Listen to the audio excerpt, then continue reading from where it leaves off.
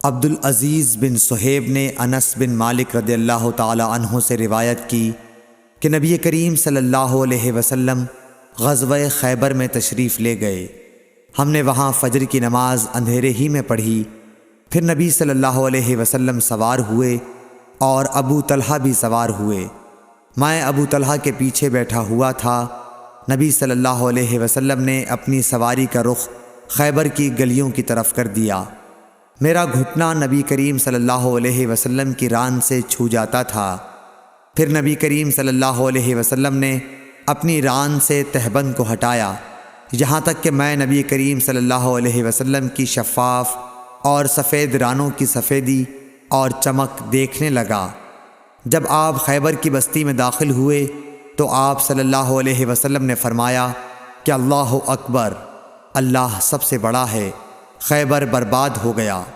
جب ہم کسی قوم کے آنگن میں اتر جائیں تو ڈرائے ہوئے لوگوں کی صبح منحوس ہو جاتی ہے۔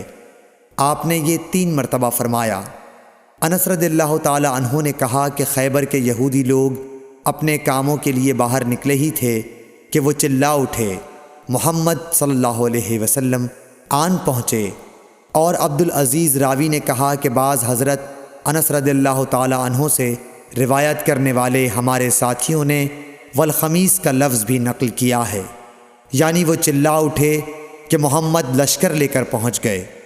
پس ہم نے خیبر لڑ کر فتح کر لیا اور قیدی جمع کیے گئے۔ پھر وحیہ رضی اللہ تعالی عنہ آئے اور عرض کی کہ یا رسول اللہ صلی اللہ علیہ وسلم، قیدیوں میں سے کوئی باندی مجھے عنایت کیجیے۔ آپ صلی اللہ علیہ وسلم نے فرمایا کہ جاؤ کوئی باندی لے لو۔ انہوں نے صفیہ بنت حی کو لے لیا۔ پھر ایک شخص نبی کریم صلی اللہ علیہ وسلم کی خدمت میں حاضر ہوا اور عرض کی کہ یا رسول اللہ، صفیہ جو قریظہ اور نزیر کے سردار کی بیٹی ہیں، انہیں آپ نے وحیہ کو دے دیا، وہ تو صرف آپ ہی کے لیے مناسب تھیں۔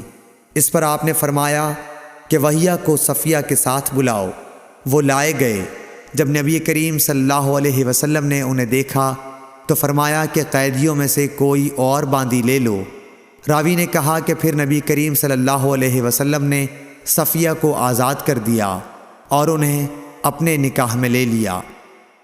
ثابت بنانی نے حضرت انس رضی اللہ تعالی عنہ سے پوچھا کہ ابو حمزہ، ان کا مہر حضور صلی اللہ علیہ وسلم نے کیا رکھا تھا؟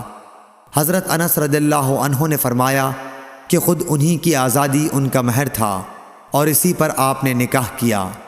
پھر راستے ہی میں سلیم رضی اللہ عنہ حضرت انس رضی اللہ عنہ کی والدہ نے انہیں دلہن بنایا اور نبی کریم صلی اللہ علیہ وسلم کے پاس رات کے وقت بھیجا۔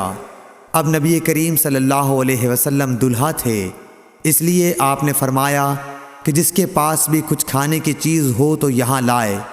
آپ نے ایک چمڑے کا دسترخوان بچھایا، بعض صحابہ کھجور لائے، بعض گھی۔ عبدالعزیز نے کہا کہ میرا خیال ہے حضرت انس رضی اللہ عنہ نے ستو کا بھی ذکر کیا۔ پھر لوگوں نے ان کا حلوہ بنا لیا۔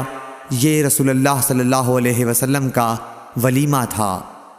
صحیح بخاری حدیث نمبر 371۔